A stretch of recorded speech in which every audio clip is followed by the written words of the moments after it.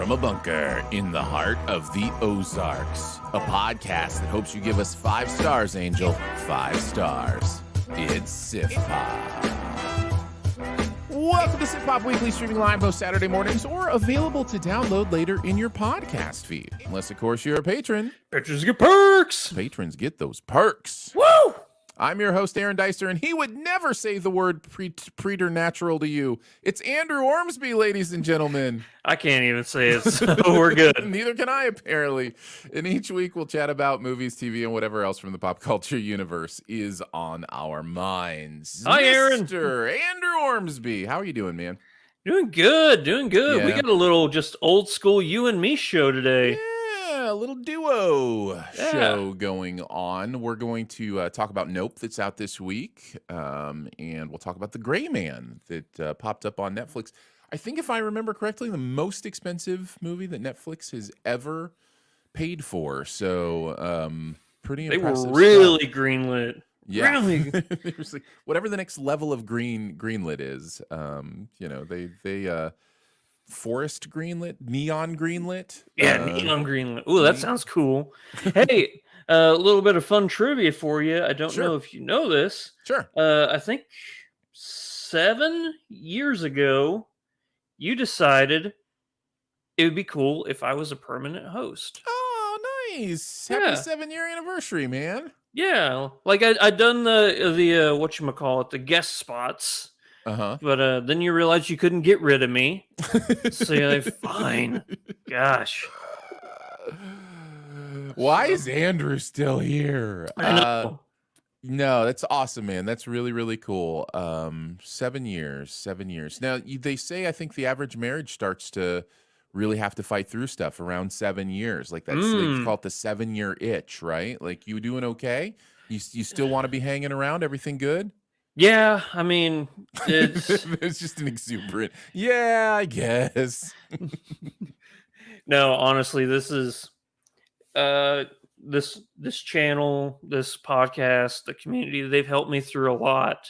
Yeah, that I've gone through. So I wouldn't trade it for the world, man. Oh, that's awesome. I think everybody, especially you and Danae and Phil and your brother Drew and the rest of the Sip Pop family have just been the best. So thank you guys for having me. I really appreciate awesome. it. Well, we are glad you are here.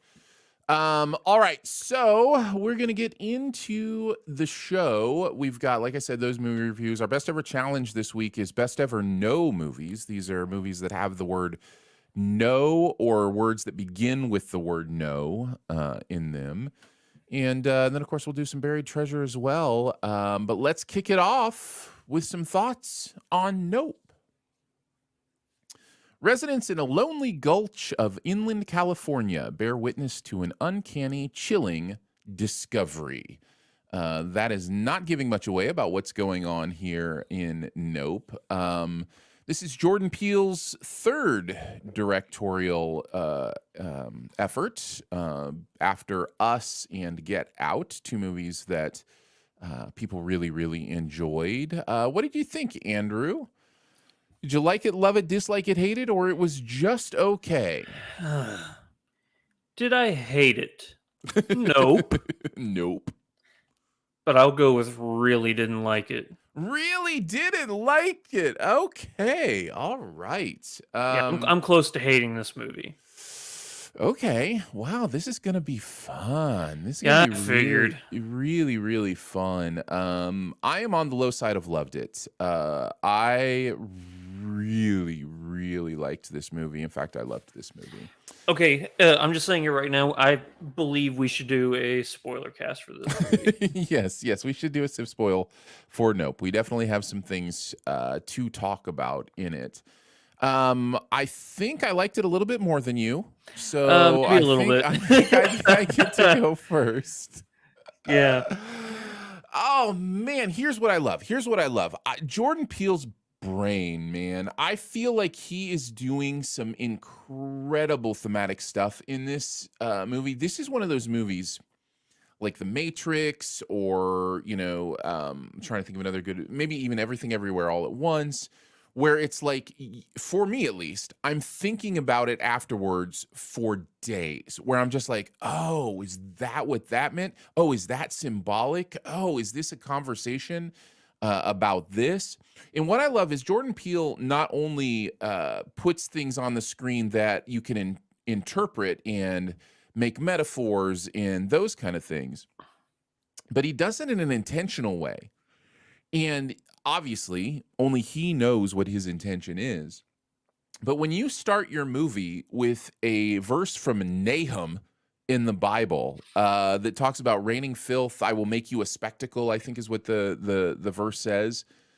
You're saying something. And then when you do that, you give the audience a chance, if they want to apply the rest of the movie to that lens and go, what did you mean by that? Why is that important here? And I think there are some really deep and interesting things to talk about with that. Some of them we will talk about in the spoilers because some of them do kind of deal with major plot points and things that are happening.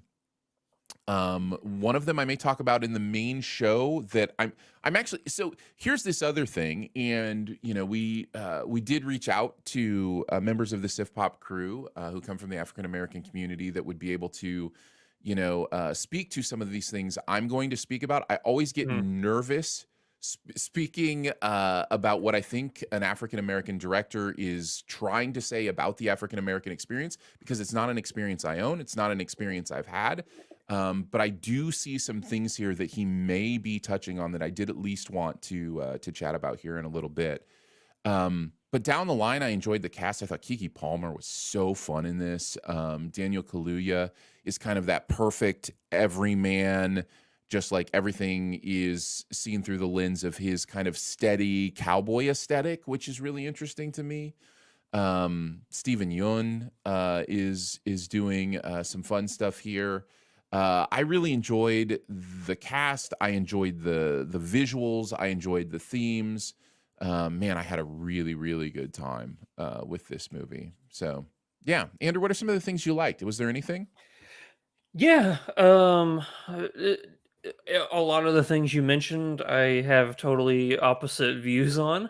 Uh, but besides one that I am going to give a shout out, I think that Jordan Peele has proven yet again, even in a movie of his that I don't like, he is a visual master. Like he has some Spielberg going on in this movie. 100%. Yeah, Yeah. 100%. Especially like, and I'm not even talking like Close Encounters or any of his alien films. This is Jaws. You know, this is like, there's something. I mean, it's an inverted Jaws, but there's definitely some like he's making you focus on elements in this movie, especially uh, like looking at the sky and stuff in every single scene. You know, kind of like how Jaws made you look in the ocean in every single scene. There's yeah, he's a visual master, and it definitely comes through in this movie too. Yeah. Yeah, I agree. There are shots in here that will definitely stick with me.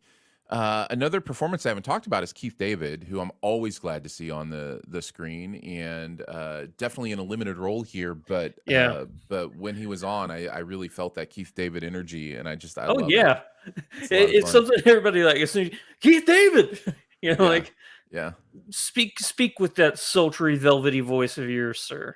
He was in The Thing, right? Like he's a huge. He was. Oh yeah. Yeah. That was. So like I've loved Keith David. I've loved when I've seen him pop up and things, and then I remember catching up on The Thing recently in the last couple of years during the pandemic, and just being like, oh, there it is. Let's go. Yeah, like he's supremely talented, and I always enjoy seeing him and stuff. 100%, 100%.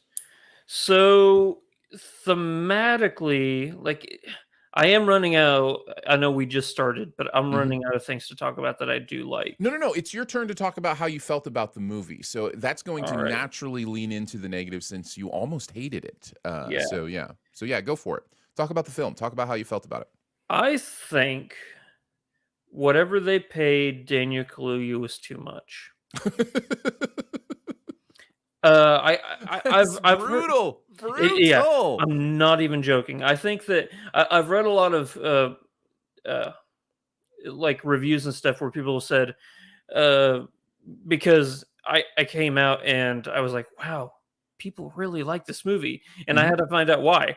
And so I looked up, and people were like, Daniel Kaluuya is stoic and Yeah. subtle and stuff, and I'm like, no, he, I found him to be very monotonic and what I think what a lot of other people see as like stoic and self-reserved. It felt like phoning it in. Like he was very one note, deadpan. Like I didn't feel anything from him. Like if he was going But for stoic, I that's not what was portrayed to me. it's What portrayed to why me was it's lethargic. it's wild to me that it didn't work for you. And the reason I say that is because you're such a huge Western fan. I And know. that is the Western like ideal, is that Western stoicism. Like that's what he's doing here. That's what Jordan Peele is doing here with that character. That's what Daniel is playing, is that Western stoicism, right? Yeah, but I think in westerns, that type of mentality is shared among the rest of the cast in a western, whereas I think whenever you have that type of performance in a movie where everybody else is trying to play something like more grounded in reality, Mm-hmm. it for me it didn't match well, I guess. Man, I like that. That blows my mind. I 100% disagree, and that's okay. We have our disagreements. Yeah. It worked for me. I think it is the exact. Not only is it, I think, a great performance, like as far as like a acting job. I think it's a perfect character work too, because you're dealing with a character who is trying to figure out like who he is based in this lineage of black cowboys and whatever. He's trying to figure out who he is in the modern world.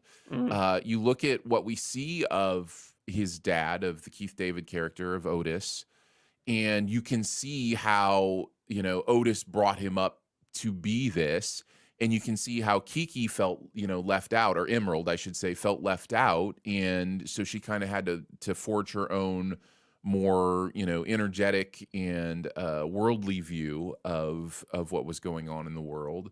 I just think it's great character work, but if it didn't work for you, it didn't work for you. Like that's Yeah. that is what it is. This is one of those situations where I left the theater going, I know that I'm gonna begrudge not having the same I experience know the that everybody feeling. else I did. know the feeling. We will not shame you for it here. Yeah, You have your own experience, your own narrative. You are allowed to express it. yeah. What you got? Okay, well, let's go ahead and do this here. So I'm going to talk a little bit about the themes in broad. Maybe we'll get more specific in the SIF spoil. And there's definitely something going on here about the idea of a spectacle, right? The idea of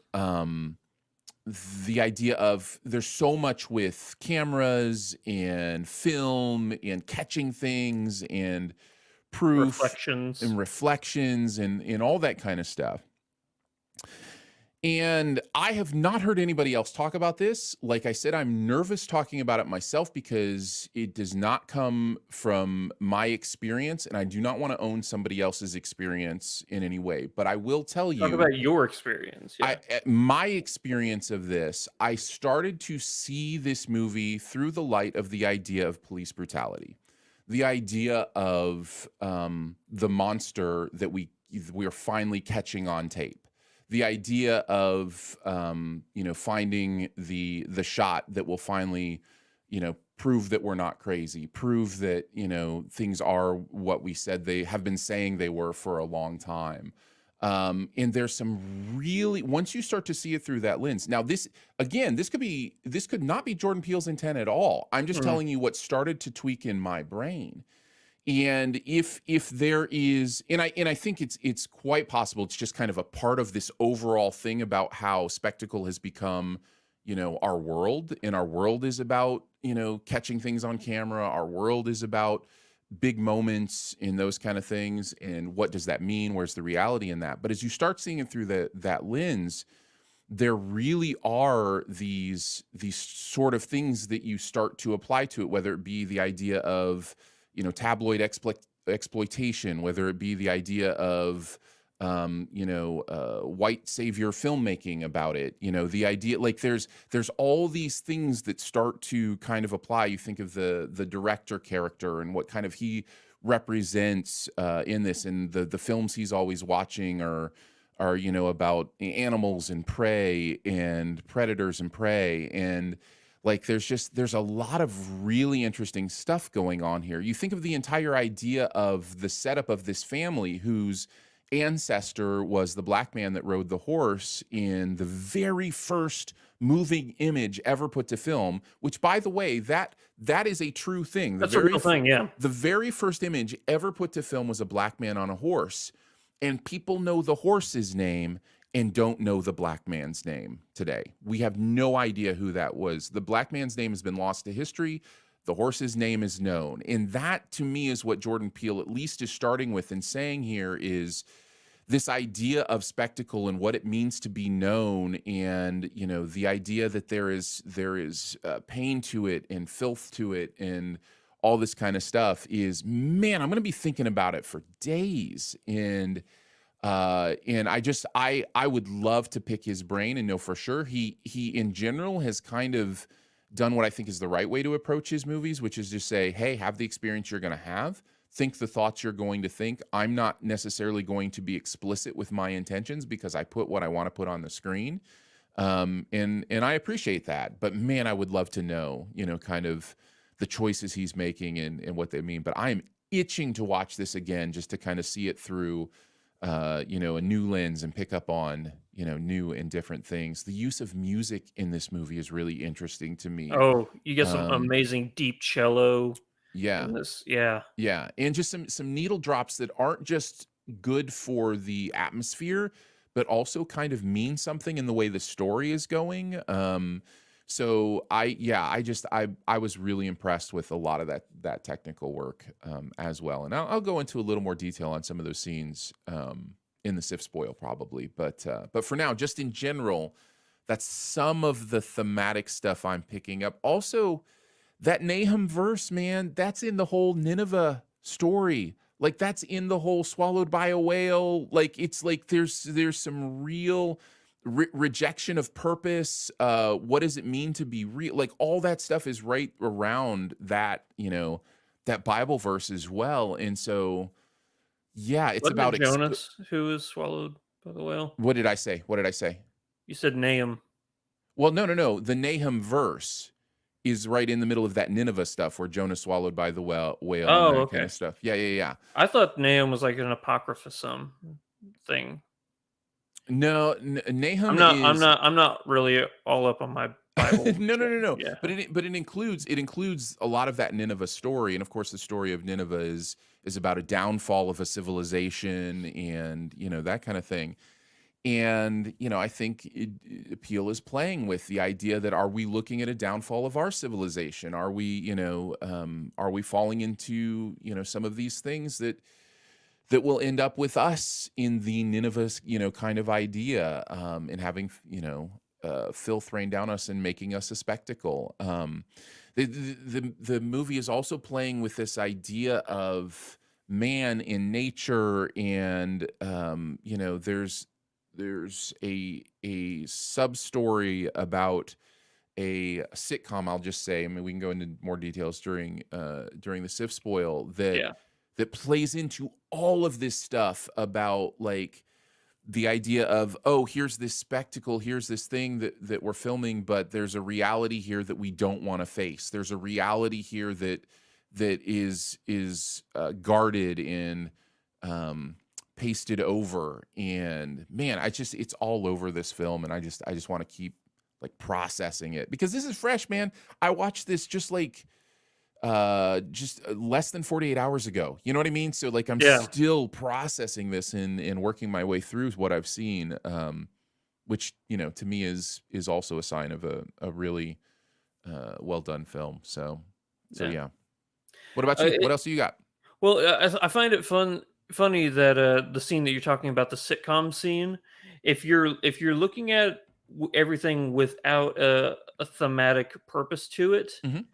That whole segment serves no other purpose for the movie. Oh, come on. It's so crucial to the plot. Like, I mean, like the idea that his whole story is been impacted by this thing, and then it's repeating itself with this other story, which I don't want to give away kind of some of the overall things that are going on that we find out.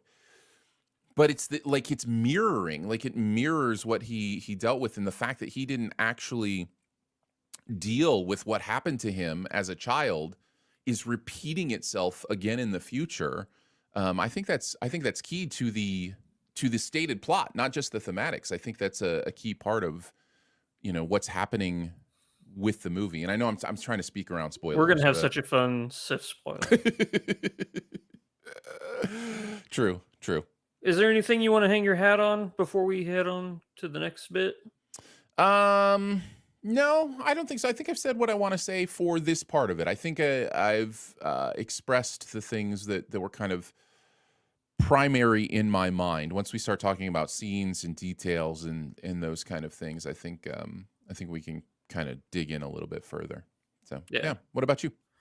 No. Well, no post credit scene besides one little thing that you don't have to stick for. It doesn't There do is? anything. Did I miss something? The little ad thing, like there's a fun little Easter egg. Oh, I Like didn't know that. Maybe we can talk about it in Sip Spoil. it's So not even worth it. okay. Yeah. Well, I'm curious at least. Okay. I will say you reminded me. This will be my one more thing. This movie tricked me into watching a trailer, a preview, because the Oppenheimer Oh yeah. trailer was attached to the movie in a way that it was after everything. It was after the Yeah. theater. Yeah, AMC had done its thing. Like welcome Everything had done AMC. its thing. So I take my earbuds out and I'm ready. Okay, we're into this movie. And then a countdown starts. And I'm like, Yeah. oh, this is an interesting way to start this movie. And then it's like, fire, water. And then at one point somebody said something about, and I realized it was a trailer, like 30 seconds in or whatever. And I just turned my head and looked at my wife and just stared at her the rest of the trailer. I was so mad. I was like, come on. Why you I gotta do that? actually I paid the guys at AMC a 50 to do that just for you because Oh, I know what it was. I think the first text pops up 30 seconds in or so. It says from the mind of Christopher Nolan or something Oh, like yeah, that. and And I you're was like, like, wait a minute, "Wow." Christopher Nolan? What is going on? I don't want to see a Nolan trailer. Stop Yeah. this. Anyhow, that's my did one you last see thing. this in a IMAX or regular? No, I saw it Right. in regular. Okay, Yeah. me too. Yeah, I Me don't too. do IMAX much anymore. If When we have, Avatar comes out. yeah, and I'll probably drive quite a ways to see it in like, Oh, some sort of are we high going frame to rate. yeah, are we going to IMAX I don't know. laser? Here's the thing. I will find a way to see it in the highest frame rate, clearest production I can see. I'm wondering if James Cameron will put out like, here are the theaters that are showing it up to how I want it to be shown. Mm. And it'll just be interesting to see how far I have to drive. But yes, that is one I will definitely seek out. Biggest screen, highest frame rate, clearest picture, laser IMAX, whatever. But the most important thing for me will be that high frame rate, because I know he's going to release it at least at 60, maybe at 120 in some places, and man, it's going to blow people's minds. It's just going to if people take the time to seek out the best presentations of that movie, I guarantee you it's going to blow people's minds. That's just the faith I have in Cameron and technology. Yeah, So, yeah. absolutely. Yeah.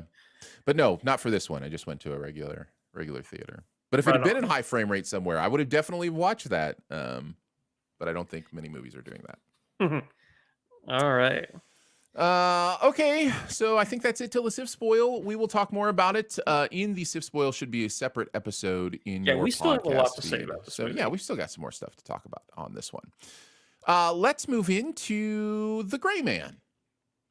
When the CIA's most skilled mercenary, known as Court Gentry, aka Sierra 6, accidentally uncovers dark agency secrets, he becomes a primary target and is hunted around the world by psychopathic former colleague Lloyd Hansen and international assassins. Russo brothers getting Netflix to write them a big old check, and they put the money on the screen by hiring Ana de Armas, If Ryan you're beautiful, you're in this Gosling. movie.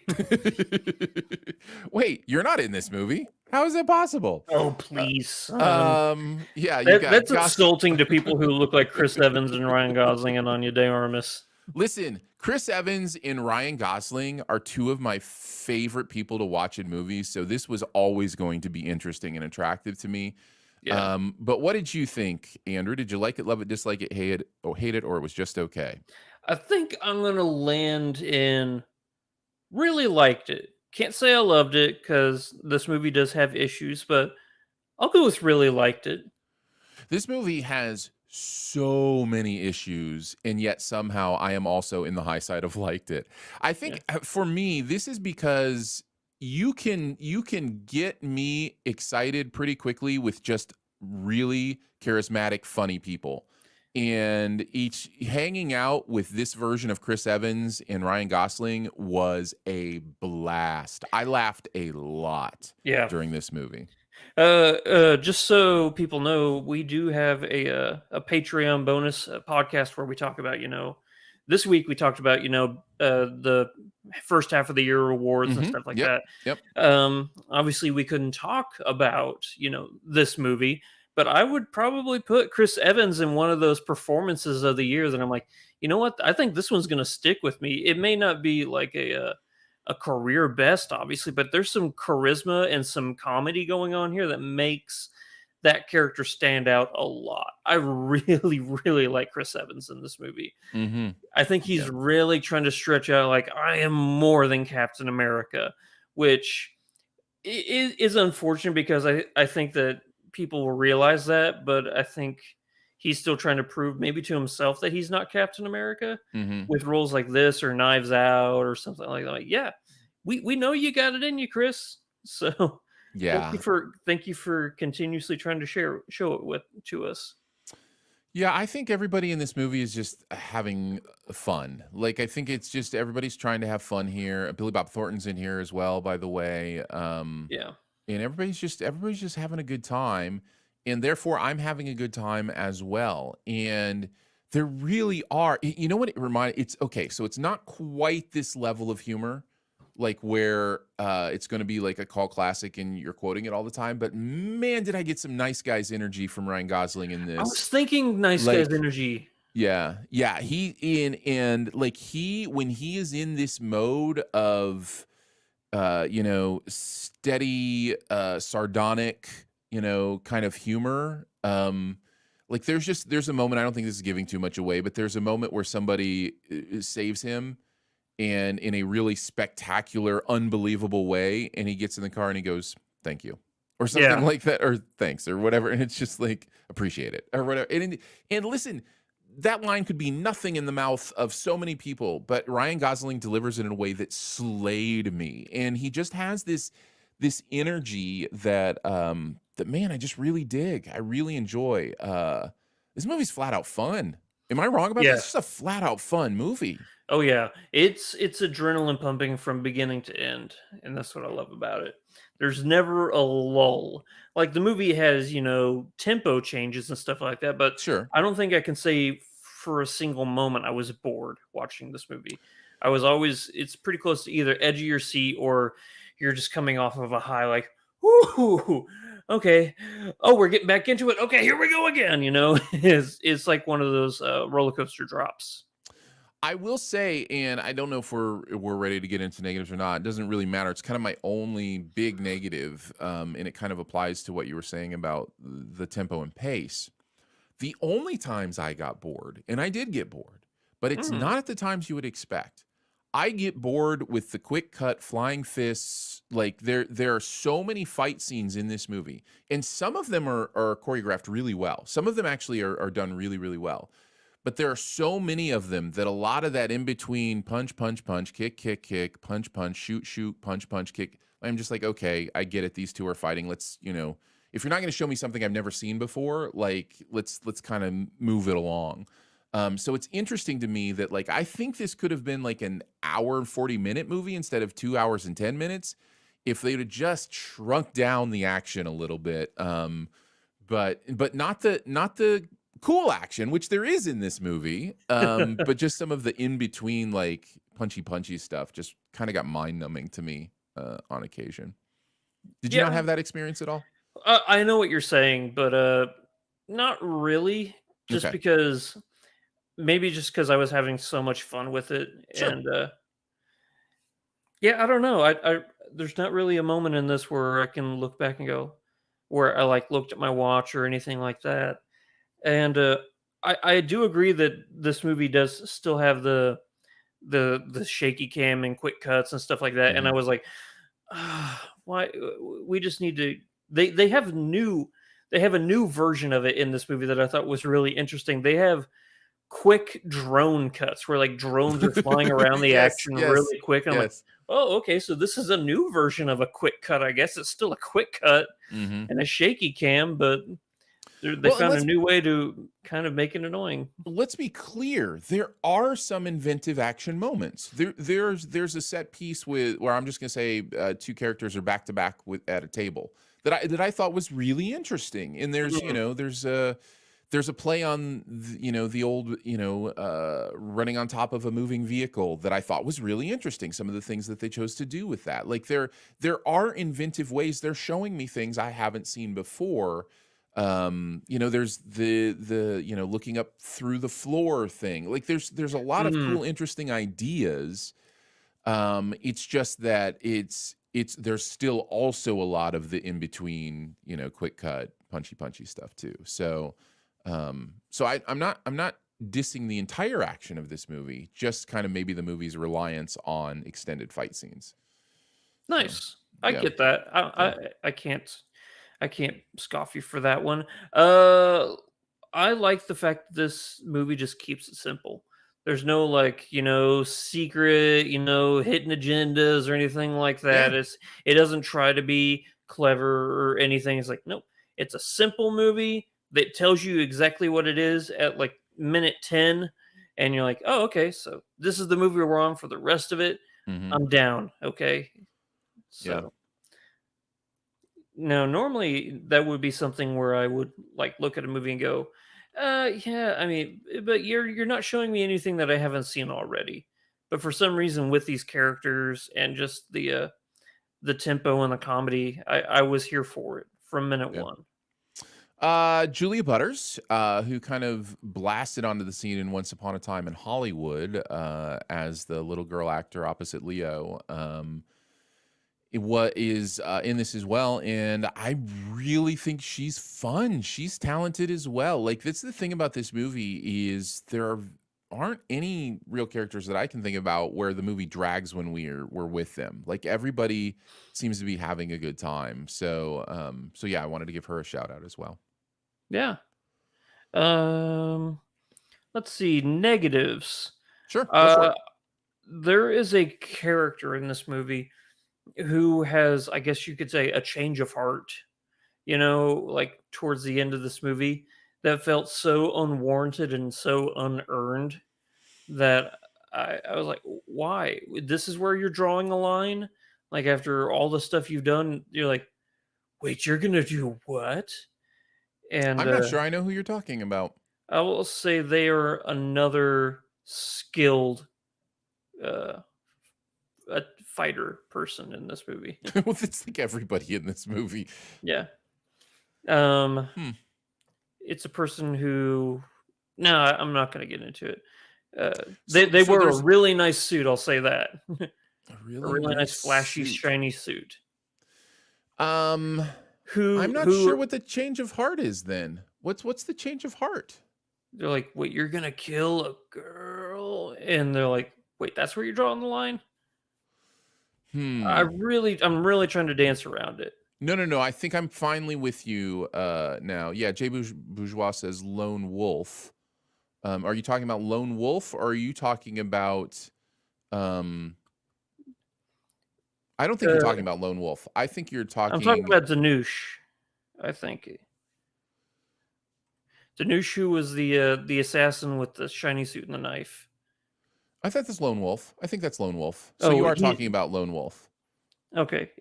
I'm just looking at his IMDb, and it I says actually, a big it's song. funny. That's funny. It's one of my favorite parts of the movie because I think it's not just about what you're thinking it's about. I think it's a culmination of him just realizing that these aren't, people worth working Yeah. for or whatever. And actually, I actually like that because it kind of surprised me and turned the movie on its head a little bit, which I'm always up for. Like I'm always up for like, oh, I didn't expect that. So yeah, I may disagree with you a little bit there. I don't think that was completely unearned. And even if it was, I still kind of liked it. Like I kind Okay. of like the move, the plot move, the story move. So yeah. Yeah, that's not really my only negative. Everything else is like, yeah, it's fun. It's really, entertaining, but it's not fresh. It's not unique. I've seen And this I movie. disagree a little bit. There's a lot fresh and unique here, don't you think? Like, I'm talking, story arc wise. Like we've seen, oh, okay, okay, yeah, yeah, yeah. You're right. No, that's very simple and typical and yeah, spy stuff, and yeah, save the save the doodad. person. Yeah, Yeah, yeah, kind of fight bad thing. guys, save other person. Yeah, seen that movie so many times this Yeah, year. recover the knock list. Yeah, it's all stuff we've seen in spy movies before Yeah, for sure. But I break all the didn't mind that. Horcruxes. It's kind of like saying Top Gun Maverick is, plot wise is all stuff we've seen in, airplane movies before. Yeah, It doesn't mean it's not fresh. It just means that the plot is simple and, straightforward. Um, exactly. so yeah, yeah, I would agree with that. I would agree with that. Um, but yeah, was it worth Netflix spending, so much money on? I don't know. I felt like they put it on the screen. There's lots of really cool effects here. Really interesting ways to use the camera. So yeah, I think they at least used the money well. And man, I could watch Ryan Gosling and Chris Evans just fight both with their words and fists like all day, In like their faces. in their Yeah, guns and faces and whatever. Yeah. yeah. Absolutely. My dogs agree. All right. Anything else about this movie? No post credit scene. There you go. That is, although it does have kind of a cool credits aesthetic. And Yeah, one of the things I liked about the opening of those credits is first, it does something I wish all movies would do, which is list the actors' names when a picture of their character is on screen. I think that's really valuable, not yeah, just to movie lovers, but to the normal fan who goes and watches a movie. I think it's really valuable for them to go, oh yeah, that's such and such, or that's such and such, and to kind of have that. And then it also hyper stylizes moments from the movie, right? And so for me, it was kind of like walking back through the movie and going, oh, yeah, that was cool when that happened. Oh, yeah, that was cool when that happened. Like kind of reminding me of how cool this movie was, in several different instances. So I rather enjoyed the first few moments of the credits. So no post-credit scene, but the credits are interesting there yeah. for a bit. So yeah. Cool stuff. That's The Gray Man on Netflix. Sounds like a recommend from both of us. Yep. Before we head into the best ever challenge, thank you to our SIF Pop members for making the show possible. If you've ever thought, okay, maybe I'll go over and check out the Patreon, see what it is to support. Thank you for considering that. If you hop over there, patreon.com/SiftPop, you'll see the different levels you can support at, kind of the different perks. One of the ones we mention all the time, I think it's kind of really the main one, is your own podcast feed. So basically, if you enjoy the podcast, you get all the normal episodes and all the bonus episodes in the same feed with no ads on any of them. So I know there are ads on this podcast to help pay for what we do here when you listen to it. But if you are a member, you don't have to deal with those. So patreon.com/SiftPop to help keep this podcast going, the website going. And thank you very much for even considering it. Like Andrew said, we talked about first half of 2022 performances in movies. So if you want to know what our favorite movie and performance of the first half of 2022 is, and you're a SIF Pop member, it should be there waiting for you as you listen to this on the podcast. If you're watching this live on Saturday, It's not there yet because we just recorded it. That's how time works. So impatient. But it will be there for you soon. Yes. Thank you to our SIFPOP members. Again, that's patreon.com/SIFTPOP. All right, let's move into the best ever challenge. Best ever no movies. These are movies that have the word no in them. It doesn't have to be the actual word no, but the word does have to start with NO. It's not quite as broad as our C movies were last week, because there are plenty of words that start with NO. So what do you got, Andrew, for your number 5? We'll go number 5 to number 1, and we will trump anything that we have higher. What do you got? All right, my number 5 is Ready or Not. That's my number 5 as well. Is it? Oh, Look that's at so that. fun. That's so fun. Synchronicity. Yes, exactly. Samara Weaving is stellar in this movie. She steals this movie. I think this movie is every bit as fun and every bit of underrated that it could possibly be. Like, I don't hear enough people talking about this movie whenever they talk about like horror comedies that have come out in like the last 5 or 10 years. This movie's great. Adam Brody is amazing in this movie as well. It's just a really fun movie that I something that I see horror tropes all the time is they try and take childhood games and stuff and try and make them terrifying, Mhm. like ooh, let's go play hide and seek or something like that, and then they turn it into a horror movie. Right. This movie is so self-aware that whenever the payoff comes at the very, very end, it's so satisfying. I think this movie is so much fun. I agree. It's really one of those movies that just knows exactly what it is. Everybody in the movie knows exactly what it is. Everybody knew the assignment. Everybody knows what's going on. Samara Weaving is brilliant in this Yes. movie, and it's just fun. It's just a brutal fun, and so yeah, Ready or Not is my number 5 as well. Andrew, what's your number 4? Movie came out this year, The Northman. I wondered if you I might have it up there. I've got it in my honorable mentions. I really love this movie. I'm a big fan of Robert Eggers movies, so like he's an acquired taste. I'll say that. There's just too much in this movie, that's targeted at me, so that Yeah. I can't ignore it. This movie is, I think, brilliantly shot. I think that the this could have been a cheesy C plus movie, C plus action Viking movie. But I Mhm. think the way this movie, kind of gets a little supernatural in the sense of like supernatural because of psychedelics and stuff. A lot of people take mushrooms. I'm just gonna say a lot of people take mushrooms and they trip in this movie, Mhm. and you see some weird stuff. But I think that the way Edgar shoots movies, I think whether you like his movies or not, I think one thing you can't deny is I think that he is a visual master. His movies are always visually striking. There's a fight at the very end of this movie where our hero and our antagonist are like silhouetted by like lava and fire, and they're naked, and it's one of the most pure primal things I've seen in a very long time. That was beautifully shot in a very beautiful, interesting, unique way to shoot a like the final battle.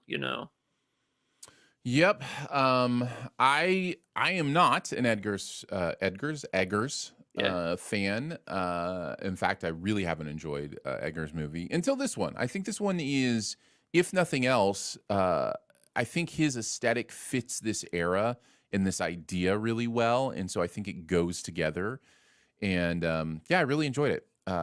So there's a lot to love about this story, and I think I mentioned this in the review, but it's so linear, and I kind of love it. Mm. It's there's so much nonlinear storytelling that happens now, and that's fine. I understand it can be used well by good storytellers, but there's something really nice just about here's the linear story, let's do it.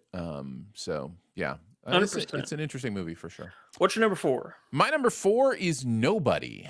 Um, that I think just came out within the last couple of years. The I Bob think Odenkirk. last year. Yeah, I think so. Yeah, Bob Odenkirk, kind of his John Wick type movie. Maybe Taken would be the more appropriate. But he's yeah, taken nobody. that's right. Christopher Lloyd hanging out in this one as well, which is fun. And I don't know. It's really well done. It's again fairly simple, and I really enjoyed it. So yeah, nobody is I think worth a check. Yeah, On no, that one. honestly, there's a freshness to this movie. Yeah, and pretty much everybody I've ever thought of, like, oh yeah, I haven't seen them in a while, like Christopher Lloyd or RZA or Mm-hmm. Michael Ironside. I'm like, oh yeah, I haven't seen these people in so long. Yeah, this is a really fun movie. If John Wick had some pretty good one-liners to it, like if Mm-hmm. John Wick was funny. Yeah. Yep. Very All good right. pick. Number three. Probably might get trumped. Spider-Man: No Way Home. No, it's in my honorable mentions. Oh, okay. Um, it's something incredible that every single time I see a Marvel movie that surprises me, because I think Marvel is one of those platforms where, or franchises, I should say, that whenever they come out with something and they're like, "This is something you've never seen before," and I'm like, Mm-hmm. "Yeah, you say that all the time." But sometimes when they say it, they're right. And the fact that they were able to pull this off and pull it off well, this is a very, very good movie. Yeah. I think last year it didn't it win our Sif Pop movie of the year. Yeah, I think it I did think it did. actually. I think it did. Yeah, got the most votes, overall points. So yeah, it's in my honorable mentions. It's a lot of fun. It's a magic trick that I think was a very complicated one to pull off, and yet they pull it off really, really well. So, yeah, Spiderway, Yeah. No Man Home Spider-Man: No Man Home. is uh, number three for you're number Andrew. three. My number three is Notorious. And it is not the Notorious B.I.G. Movie. Oh, that's what I thought you meant. This is the 19, I think 46, the Cary Grant 46. movie. Yeah, this won't be the last we hear of Cary Grant on this list, but or Hitchcock. But this is a Hitchcock movie starring Cary Grant and Ingrid Bergman, and is really one of the most beautiful mystery movies you will ever see. There are some stuff that Hitchcock is doing here in the mid 40s that is still being copied today in terms of how he's building tension, how he understands what the audience needs to see, what the best thing for them to see is. This is one of my favorite movies of all time. I love Notorious. I think it's a lot of fun. If you're kind of light on the Hitchcock, like maybe you've seen Psycho or The Birds, this is one of his older ones that I always recommend. So check out Notorious. See where you can find that, and I do not think you'll be disappointed. Lots of good stuff in here. So No, that is that's a my good number call. three. What is your number two, Andrew? My number two, the horror. The horror. I gotta go with Apocalypse Now. Yeah, it's in my honorable mentions. Yeah. Uh Marlon Brando doing his Brando thing in this movie. This out of all the like movies that wars are based on, I guess I should say, Vietnam has some of the most unique, you know, kind of uh it's such a weird movie because it's a war America didn't want to be in, Right. and B, it's a war we lost, and seeing like the defeat, I think that's really the best way to put it. And plus, you're having Coppola put his fingers on it, and not only is this movie amazing, I think the making of this movie is fascinating. There's a really good documentary about Apocalypse Now. I should have had it pulled up because, uh, Mhm. but it's all about how it took him years and years and years to finish this movie. But when he finally did, it it's a masterpiece. This is one of the most infamous war movies of all time. It's considered one of the greatest movies of all time. I think this is absolutely stellar. Way to go, Martin Sheen, Robert Duvall, Marlon Brando. So many iconic people: Lawrence Fishburne, Harrison Ford, Dennis Hopper. Just imagine somebody famous back in the 70s. They're in the movie. Are you talking about the Hearts of Darkness documentary? Is that the one? Thank you. Yeah. Yeah. Appreciate that. Nope. You're number two? Probably going to get Trump. No Country for Old Men Yeah, is my number sorry. two. And I know you're number one, so Yeah, wait, what's but your number two? my number two is No Country for Old Men, So then, and yeah, mine is No Country for Old Men, and yours would be North by Northwest. Northwest. Yeah, has two NO words in it. Yeah. Well, technically, kind of the same word. So yeah, we'll talk about North by Northwest. Yeah, I listen. This is pretty much a perfect movie. Cary Grant again doing some incredible work here. You've got Eva Marie Saint stepping in as the interest here. Martin Landau is great in this movie. James Mason. This is possibly the best normal guy caught up in a situation movie of all time. There was a thing that Hitchcock loved to do, was to take an everyman and be like, now you're in this crazy situation, and how are they going to handle it? How is it going to come out for them? And pretty impressive stuff for Hitchcock here. So if you haven't seen it, check it out. Iconic scenes all throughout. You've got the biplane Plane. chase in the cornfield. You've got the Mount Rushmore escape. Just really, really amazing stuff. So check out North by Northwest if you haven't seen it. Yeah. It was one of my very first honorable mentions. I was surprised by how funny this movie was the first time I saw Yeah, it. yeah, it is. Got a good Just sense of humor. because I think somebody who is not a Hitchcock aficionado, I have this preconceived notion of what I expect his movies to be like. Mhm. And Cary Grant, well, who I know was charismatic. Obviously, he's charismatic as all get, but he had some comedy chops.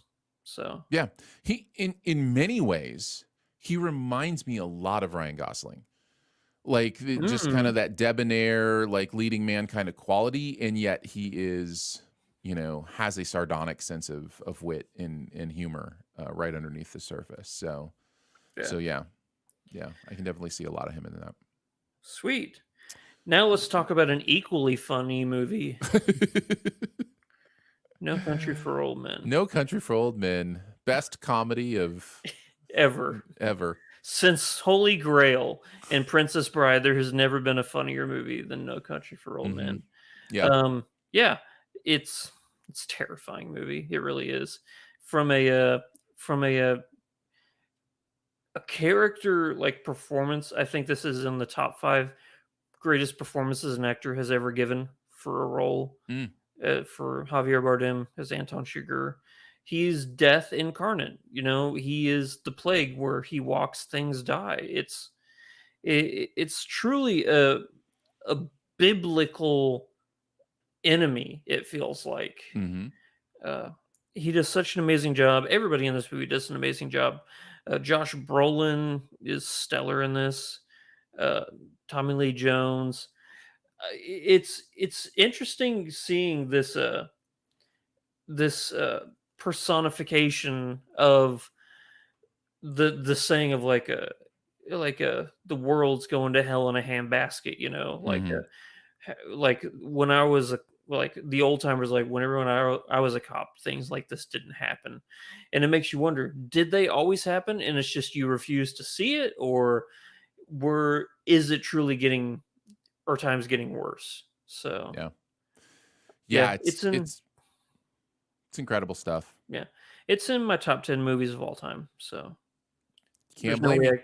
no way I can't have it. That's my number one. Yeah, it's in my top 100. So yeah, I love it as well. Just incredible cast, incredible work. It's just phenomenal stuff. And it's interesting you mention not exactly the funniest movie ever made, but it is a Coen Brothers movie, which is really interesting to me Isn't that the because craziest part? it's wild to me that they made this movie because even movies that they usually make like this, like you think Fargo or something like that, that have the darkness or the violence, there's still this real quirky sense of humor, and they really just kind of made a straightforward horror film in some ways. So yeah, it's wild that this is theirs, and it's so good, so very very good. So check out No Country for Old Men. Yep. Honorable mentions. Where you want to go? I got 3 that I'll Go ahead. throw What are they? out. No Time to Die, the new James Bond movie. Sure. Uh, Great send off for that character. I think that, it was a bold take that, they finally did something. Hmm. Um, Nomadland. Yeah. I like this movie. Yeah. It's a very interesting character study of not only a character study but a life choice study. Like Hmm. these Yep. nomads who travel everywhere. Like it's a look into a world I'll never experience, but I'm glad that I was given the opportunity. Hmm. And even if you don't count No Country for Old Men as a western, how about High Noon with Gary Cooper? Hmm. Um, Sure. yeah, iconic western. Everybody should watch. I would throw out Doctor No. I Oh think yeah, it's a we're decent speaking Bond of film. Bond. Leave No Trace, which is really really good. It's kind of that's one that flew under the radar a couple years back. Oh, that's the Ben Foster one. Yeah, Yes, yeah, you Ben know it's Foster and Thomas and McKenzie. Yeah, yeah, Deborah Granick, who I met whenever she directed Winter's Bone, is yeah. probably one of the nicest people I've ever met in my entire life. She was actually at our table that year of Leave No Trace when Oh at the Critics' really? Choice Awards. Yeah, she was at our table. So was Thomas and McKenzie actually. Um, so yeah, that was interesting. How Um, fun. Notting Hill, I think, is worth mentioning. That Uh, is, oh my god. You want to talk about my mom's favorite romance rom-com ever? It's Notting it's Hill. Notting Hill. Yeah, Nice. it like every single thing in the world like that screams my mom is in that movie. Like Hugh Grant, Julia Roberts, she's just Hmm. like, let's go." And the soundtrack, I will admit this, Notting Hill soundtrack is stellar. They got a Yeah. lot of good music in that movie. And then finally, Beasts of No Nation. Probably worth a Oh mention man, as I well. forgot about that movie. Yeah. That might have actually made my list if It's I don't great. It's a remember. great film. It really is. Check it out. Yeah. All right, let's finish this off with some buried treasure. What is that one thing in any area of pop culture you want to make sure people know about it? I'll go ahead and kick us off. Yeah. Westworld, new season is out, and I'm watching it. And this has been an up and down show for a lot of people. But I am really enjoying this new season. And it's interesting to me how Westworld continues to redefine itself every season, Mm. and but it's always dealing with really interesting technology questions.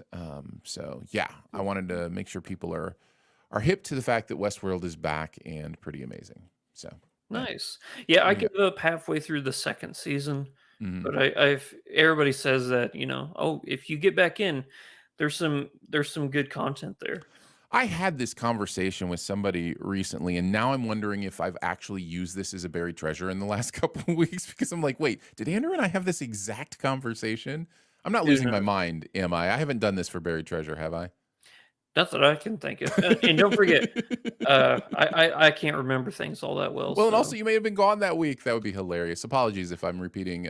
It's just it's that fun for me to talk about Westworld. So, but no, I so mean, yeah. it's triggered that part of your mind that's like, "No, I need to let people know that Westworld's still good." Yeah, yeah, So, because I do feel like a lot of people left it behind, and it's I think it's worth picking back up. okay, So, what do you nice. got? I got a Vigima game for you. Okay. It's called The Quarry. New game by Supermassive Games. One of my favorite games in I think 2016 was Until Dawn. And it's pretty much a choose your own adventure horror game. Okay. So a lot of this game, just like Until Dawn, is like you're watching a lot of cutscenes, and then you have character choices, and that's basically what the entire game is. So you have actually a really cool cast.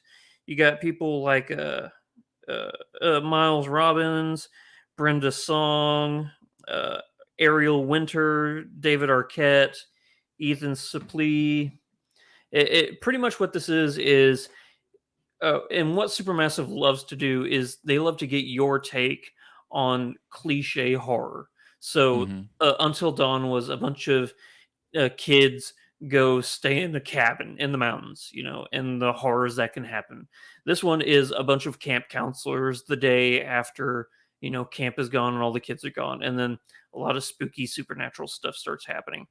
Um, one thing that they did in this game, but they did not do in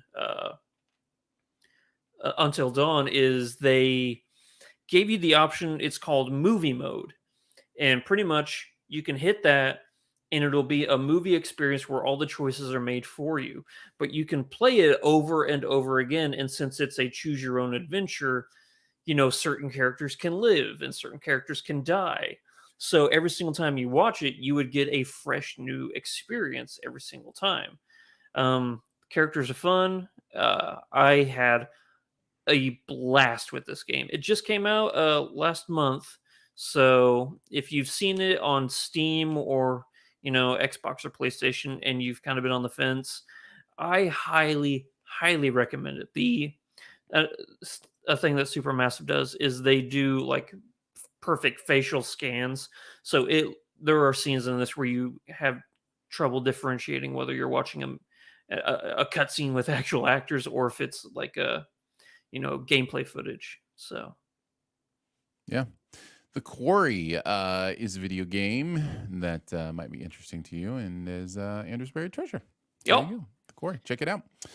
Well, we did it. We did another Woo! podcast, Andrew. Congratulations Yes. to you. Managed to put another podcast into the sky. Yep, And we've been wacky waving inflatable arm men, with our doing it hands all. going crazy, but now is the time for us to have our batteries turn off and us to sink slowly into the nothing. Exactly. Thanks so much for joining us today for Sif Pop. It is part of the Studio DNA Podcast Network. You can find out more about other shows on the network at studiodna.media or by searching Studio DNA in your podcast player. Huge thanks to Andrew for hanging out again today. Thank you, buddy.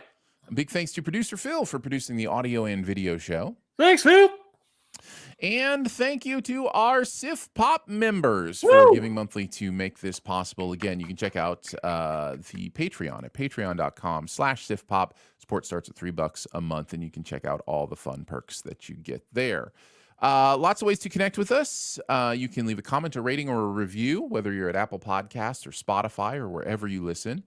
You can email us at feedback@siftpop.com. And finally, if you're having a good time, your movie-loving friends will probably like the show too, so make sure you let them know about it and that listening is much easier than getting the Oprah shot.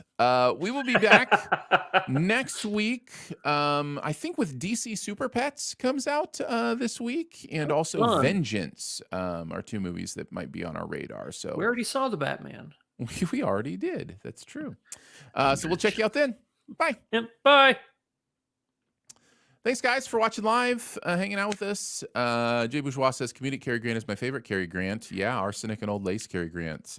Straight comedy. No, I love Bringing Up Baby. That's my favorite Yeah, Cary that's Grant another comedy. great one. Jedi Mike says, hey, everyone. Hey, Jedi. Green Jenny hanging Hey! out with us again. Says, speaking of preternatural, know what would be cool? A version of Lord of the Rings that is slanted towards horror instead of high fantasy. Interesting. You know what? I watched Lord of the Rings Fellowship last month. The remastered like director's cut version. Those movies are kind of creepy. They're kind of horror-esque when they're in Moria and all that, I mean, Peter Jackson loves that stuff, so it's not surprising. Well, yeah, he had one of the goriest zombie movies of all time before he did Lord of the Rings. Yep. So we're gonna go record a Sif Spoil. Love you guys. Thank Yep. you for hanging out live with us, and we will check you out on the next live show. I do not believe it will be next Saturday. I have to figure out when we're going to do it. I'm actually going to be out of town next Saturday, but we will have a show for you at some point. We'll see you then. bye.